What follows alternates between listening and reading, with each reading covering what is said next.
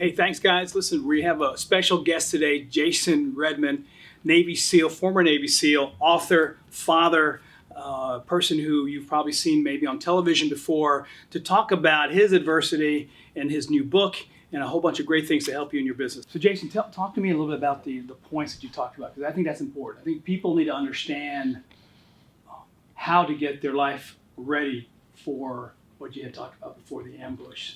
So what are those 5 things again you talked about? Yeah, Bill, and actually, I love exactly what you said right there, where you said people have to get themselves ready. So one of the questions I really ask, it's actually the start of one of the chapters, is, will you be ready? And the idea is this. The great thing, 21 years with the SEAL teams, one of the biggest things we did is we tried to prepare ourselves. We would think of the worst case scenarios we could think of, and then we would have what was called immediate action drills to get ready for these worst case scenarios. Life is no different. We're always going to have these things that come along, but how we are ready for them is based off how we lead ourselves. And what you were referring to is something I call the Pentagon of peak performance. Mm-hmm. If you look at some of the top performers in the world, you look at guys like Bill Gates, Steve Jobs, Steve Bezos, any of these guys like that, they are incredibly well balanced across the spectrum. They put time into these 5 key areas of their lives. One of these things, the base level, is physical leadership. How we take care of ourselves, how we continue to move. Nutrition, sleep, we understand that this machine we walk around in is the foundation of everything we do. So your top performers, make sure they take care of the machine first. Right. Second is mental leadership. Mental leadership is our ability to consume knowledge. Understanding that, hey, I can't learn everything there is to learn by myself. So I'm going to find somebody else that's experienced before me, and how do I learn from them? I can read about it, I can watch something, or better yet, a lot of people find a coach who's been through it before who can share that knowledge. The last component of mental leadership is getting outside of our comfort zone. That's a hard one. It is, because we live in a world where people want to be comfortable. And most people who are successful but not elite, they reach a certain point where they have achieved the status quo. And then they just want to coast. They just want to kind of live in that moment, because in their mind, that's the level they sought to achieve. Peak performance and elite performers, Olympic athletes, billionaires, truly your elite people, they are constantly pushing themselves up into that next zone of discomfort. And they'll push in that zone until it becomes comfortable. And then suddenly they're ready to push to that next level. They're constantly, they never peak. Right. And that's a key thing. So, I like what you said. You corrected me, which is interesting. Successful, and then there's elite. Yes. That's a whole nother breed of a person at elite level. Because they're hungry, they never settle. That's how truly elite people never settle. They all, if they set a goal for themselves to do something, let's say it's fastest man alive. What's his name? Bolt. Yeah. So Bolt broke the world record in the Olympics, I believe, in 9.89 seconds back in Beijing.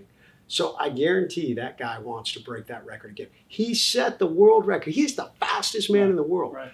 But elite people don't see it that way.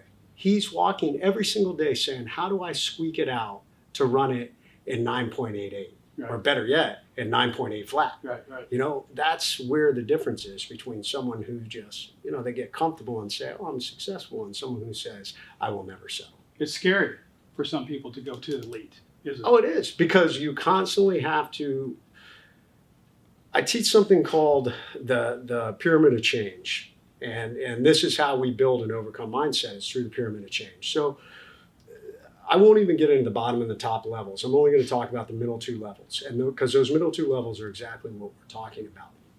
The comfort zone, which probably 70% of the people live in the comfort zone, and they're successful. They've achieved the level of life they wanted to achieve, but once they get there, they never really push out of it. And the problem with that is they get stagnant over time.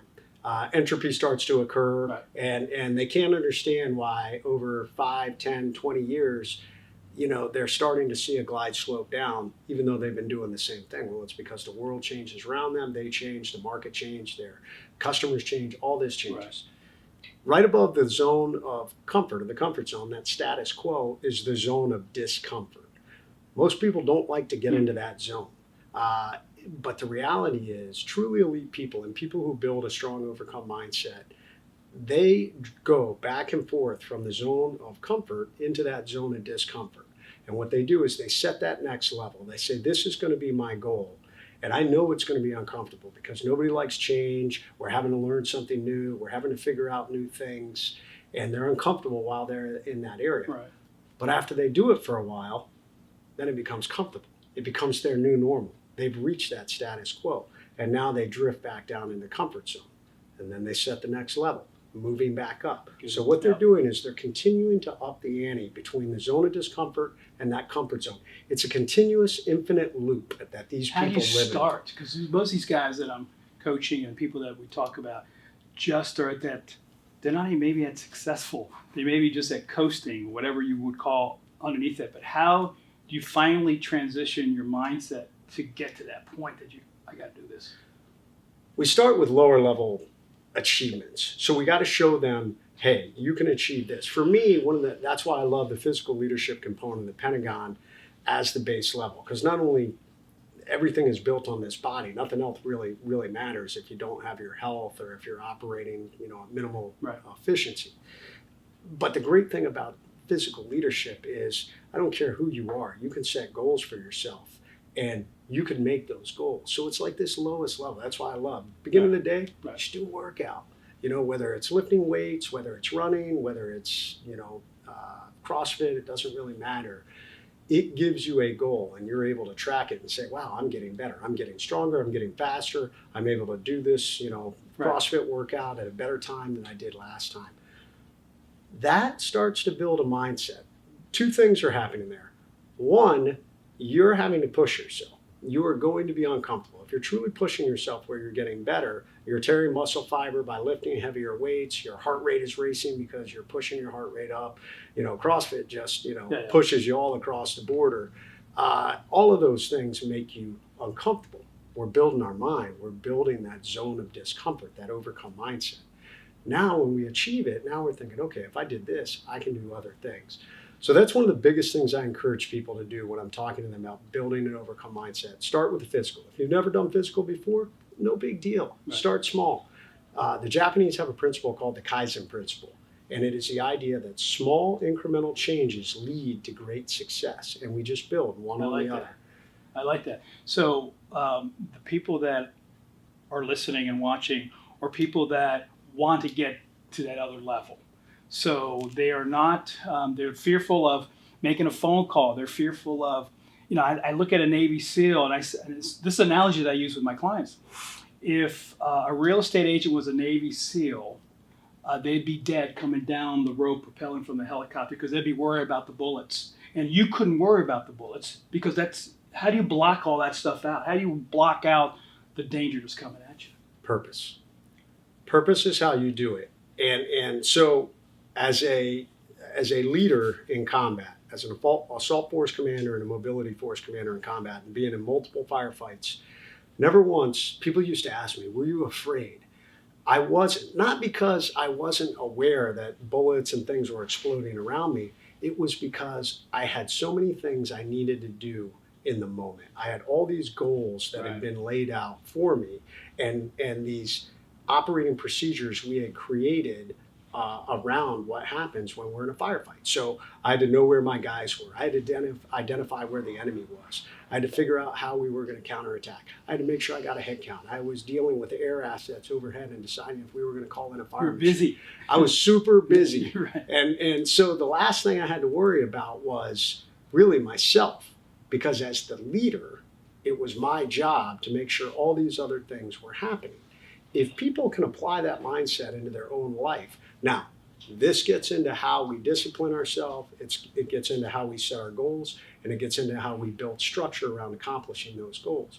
But if we can do that, then something as simple as calling somebody for a referral, even if we're afraid, even if we're naturally an introvert and we don't want to talk to people, you've now built a system and structure into place. Maybe you've created a little script. Yeah, just go through the process. Absolutely. And the more you do it, the easier it gets. You go from that zone of discomfort until after a while, now we're comfortable again. I want you to go over what you said to me just earlier about the ambush that, and maybe just telling when you're in an ambush. I mean, so, even though you are the people that are ambushing somebody in most cases, but what happens when, the life ambushes happen? Explain that whole process, because I think that's really fascinating.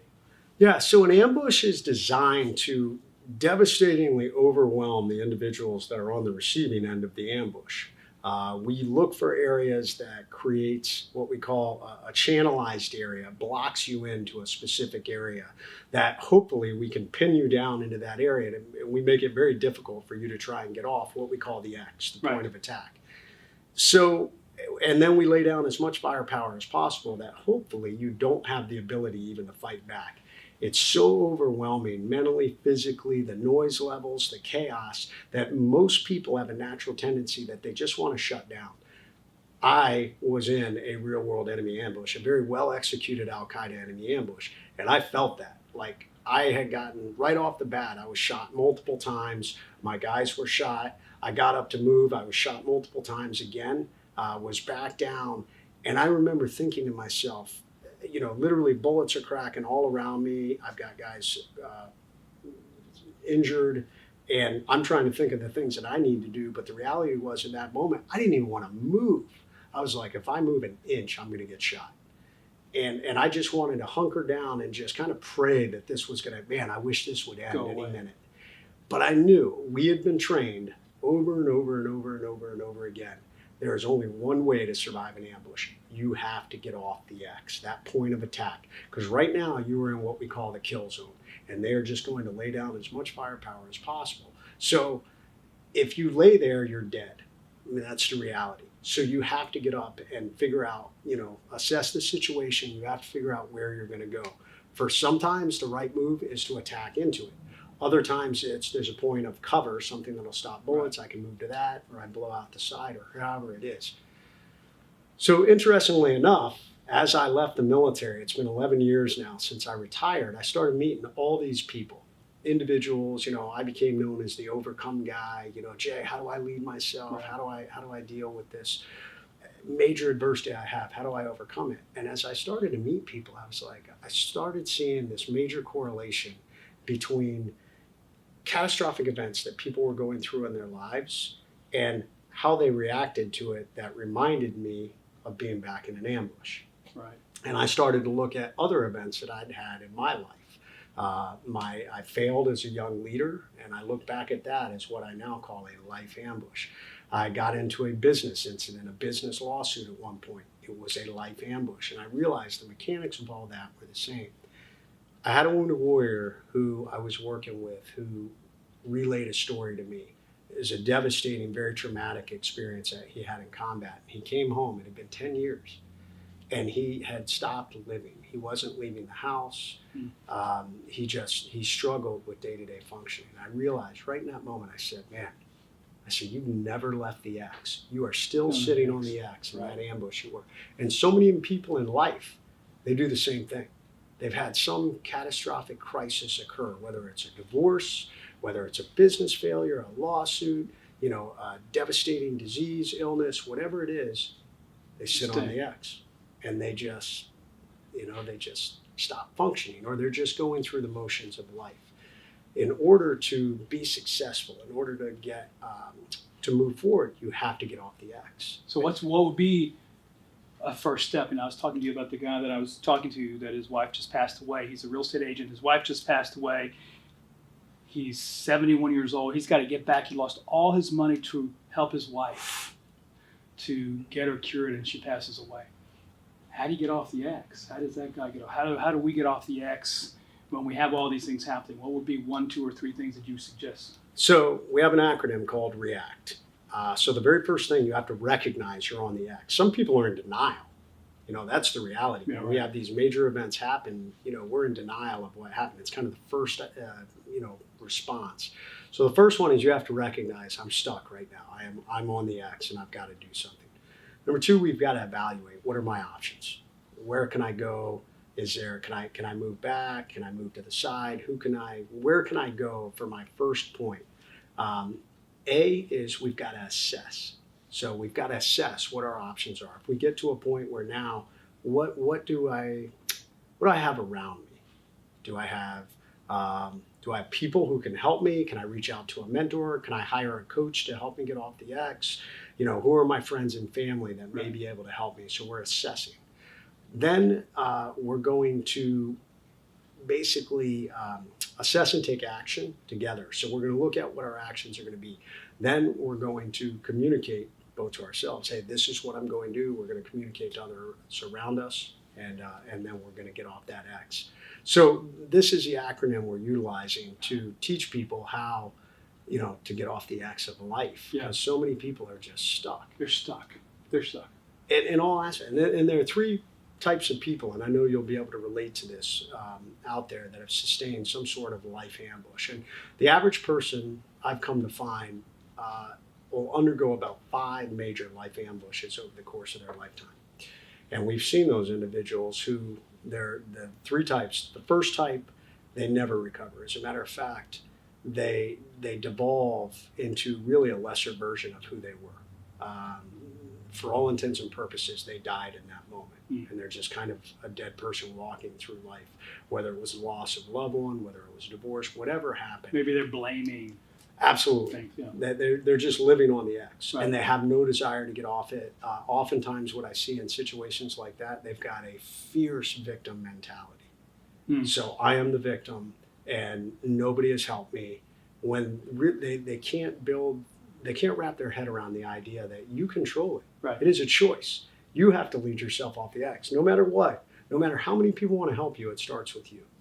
So number 2 are the people who it happens and they recover from it, but they never want to take a risk again in their life. So they kind of live their entire life in the comfort zone, never wanting to take a risk because they're afraid of having something like this happen again. So you meet all kinds of people that they had a divorce and they're like, I'm never going to date again. I'm never going to love again because I'm not going to go through that again. And then the last group, which is definitely the smallest group, are the people that have some major event happen and they rocket out of it. They thrive from it. And it becomes the defining moment for them. A parent that loses a child to cancer, and it's devastating life ambush, but they come out of it and they say, you know what, we're not going to let this crush us. And they, for instance, start a nonprofit to help other families that have lost a child to cancer. And they honor their lost son or daughter in this manner, and they go off to do amazing things, forever honoring the legacy of their son or daughter they lost to cancer. Right. That's harder. That's a really hard thing to do, but it is the overcome mindset. It is how we lead ourselves. And at the end of the day, it is a choice. It is a choice. I choose to get off this X. I choose to make a difference. I'm not going to be a victim. I'm going to be the victor. What do you do in studying how to get better? I mean, like, for instance, the people that are every year wanting to get higher production in their sales, and they're not doing what you just said. They've got to come to the reality is, and I always say that if, and I bring back the SEAL training, the BUDS training, that training that's being done right now, as we said earlier, is just not conducive to these things that you just talked about. So how do I reach out? Where does somebody go to try to get this information so that they actually transform into that person that you said they can? I mean, at the end of the day, it was what was built into us. So some of this is an immediate action drill. Some of this was the overcome mindset. It was, hey, I am not going to lay down and die. I'm going to get out of here, and my teammates are going to help me. The thing is, you literally were dying. Yes. But I've been in other, if we correlate this to other life ambush situations, it was the same. The lawsuit we went through was a catastrophic event for us in our business, and we had a choice. We could have laid down and, there were some false accusations that were laid against us, but we fought back against it. And, ultimately those accusations were dismissed because they didn't exist. But we had to deal with that. And once again, it comes back to a choice. What are you going to do in that moment?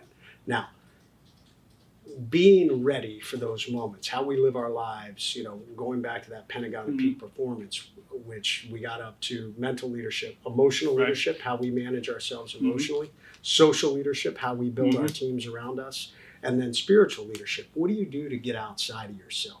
For some, it's religion. Me, I am a religious person. For others, it may be, the big buzzword now is mindfulness. So maybe it's yoga, meditation. But no matter what, it's understanding that there's so much more to the world than you. Right. And how do we give back and connect with the world outside of you? Because when something catastrophic happens, you now have perspective. You're like, the whole world doesn't revolve around me. And this major crisis I'm going through is not the end all be all. There's other people with bigger problems.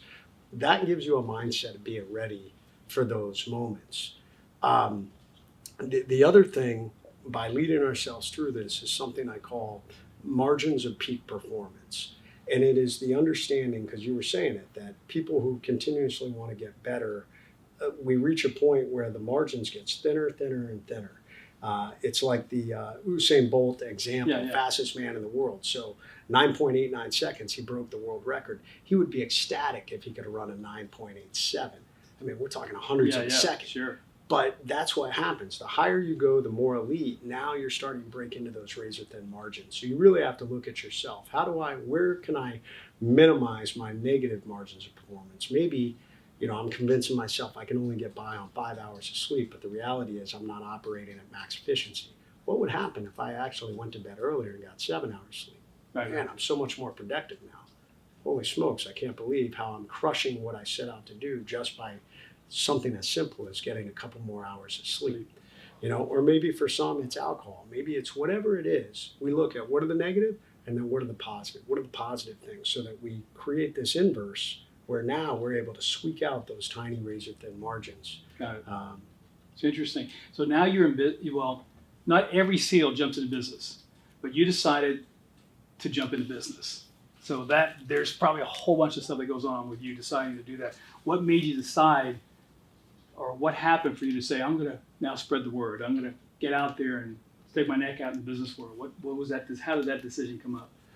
I really kind of fell into it, to be honest, and now figuring things out further down the road. I mean, for many of us, something I've never had a problem with is overthinking something. As a matter of fact, probably a weakness of mine is, I take action too quickly. Right. So for me, when I was in the hospital, it led us to create the nonprofit Wounded Wear, which later grew into the Combat Wounded Coalition, and it was just a need. Like many people that go into business, I saw a need to be able to help wounded warriors. And we did a great thing. 10 years we ran that organization, raised almost $3 million, helped thousands of wounded warriors. We ended up phasing it down for a number of reasons. One, I came to understand I couldn't continue to operate with what I was doing. I ran a speaking company, I had the nonprofit, we had split it into 2, almost 3 sections. When I talk about my pyramid of change, at the top is the burnout zone. And I was living in that zone. It is unsustainable. And the other thing I started to realize as I was going through this is I love helping wounded warriors, but I kept meeting so many people in the business world that were like, I love what you're teaching. Can you come teach it to us? This idea of life ambush, the Pentagon of peak performance, the change pyramid. How do we lead ourselves? And I realized, man, I could make a much bigger impact, which directly falls into what my passion, mission statement, and life's mission objective is. I know what makes me tick, and I think that's what truly enables people to be successful. If you wake up every morning, you're living your purpose. Right. And mine is, I want to help people get better. So that made me make the transition last year into this focus in business. Writing books. And absolutely. Everything. Yeah. And you got to talk to us about that new book that's coming out, because I think that the real estate agents that are in the program that we have are looking for answers, and some of them are looking for magic answers. But it sounds like what you're saying is this is more practical. This is not the flavor of the month. This is real world. Here's what you can do. So tell us about the new book that's coming out. Absolutely. So, and why it's real world practical, because I am an expert in leading myself out of failure, through adversity, through crisis, and through change, because my entire both military career and then 10-year business career was built around that. I know these things work because it worked for me. So the book is called Overcome. And it is leadership, crush adversity with leadership techniques from America's toughest warriors. So it comes from a lot of the experience I gained in the SEAL teams. And then I interview quite a few other high-level recognizable SEALs and even a couple of other high-level special operations leaders who weigh in on how their special operations, the lessons they learned, that overcome mindset, how to lead themselves, translated into the civilian world. So they give examples of both military ambushes they had to go through, but then real world life ambushes they had to go through and how the principles apply. So that's what the book's about. We want, it is a practical book to help people through these points. So many people get to the midpoint of their life or maybe the midpoint of their business, and then they've reached that stick point. They're like, I don't know how to get past this obstacle. I'm just grinding my wheels and I'm not moving forward at all. And this will help you push through that. It will help you focus and build that overcome mindset. What do you, what's the difference between an amateur and a pro? I look at if I'm not mistaken, the SEALs are the most intelligent soldier out there. Corporations want you guys to work for them all the time. And it's interesting that, in the interview process with a SEAL, because they're so used to not giving information out, in an interview they have to start giving information out when they're trying to apply for a job. But I noticed that there's amateur salesmen and there's professional salesmen. I don't know if we should talk about there's an elite person also, but what is the difference between an amateur at something and a professional at something? What do you think the definition of the differences are? I think the difference is that an amateur tries to feign knowledge, to project knowledge, and even to fake you into believing that they know what they're doing. And I think a professional has understood, they've built it, they've lived it, they've gone through the trenches, they've done all the work in those 5 key areas that we talk about in the Pentagon. So, we could even look at it from they've done the physical work, they've educated themselves, they understand it, they've lived it, they've done the emotional work, they've gone through the highs and lows, they understand how to be rejected, they understand when things aren't going their way, you still have to drive forward. They've built the right circles of influence around them. And then at that spiritual level, they know that it's not just about business, that they want to give back. And I think that's the key. I think amateurs, it's the quick, hey, if I can't sell you quickly, I'm out of here. Whereas a professional's like, they understand the long game. They understand, hey, you and I could build a relationship that could be beneficial to both of us for business. And maybe it'll never happen. But you know what? I'd like to get to know you. And if something happens, that's great. And if it doesn't, then maybe we'll come back years later. But I'm continuing to build my circles. I think that's how a professional looks at the game. It's a much longer game. And the amateur looks at the immediate moment. Yeah. So we have a lot of amateurs in real estate because you have a large group of people that are just not successful. And I think a lot of it, based on what you said, is they're not preparing their mindset. They're not preparing to go pro. Yeah, for the long game, exactly. Yeah. So they're just, they're stressed, and stress comes into play and all of this. So, I was really excited about you coming because I think that it will help us understand, okay, we're not getting shot at. We didn't get shot in the face, but we do have things that may give us that feeling, or we're creating a thought. I think a lot of times we create these monsters in our heads. You went through real world tragedy, real world ambush, and you came out of it. And all we are afraid of sometimes is making a phone call. We don't want to even pick up the phone. And I just need to, I wanted to share what you did to get out of that. Well, and here's the thing. It is a choice.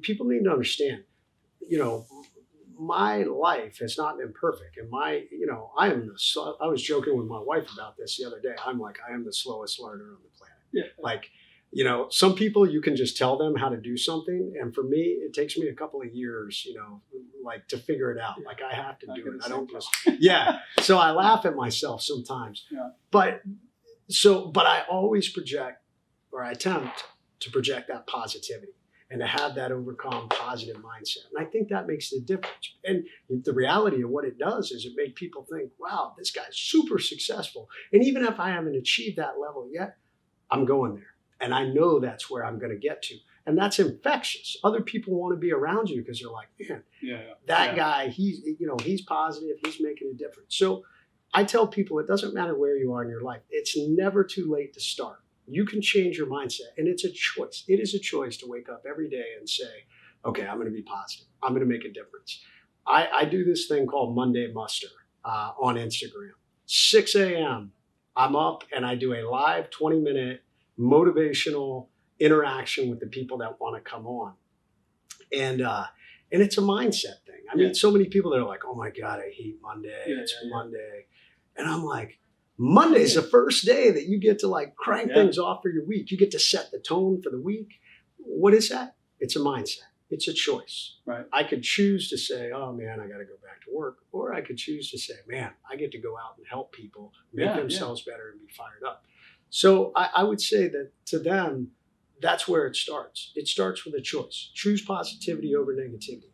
Cut out the negative things in your life. If you have negative people in your life, get rid of them. Yep. Surround yourself with people who are going to make you better.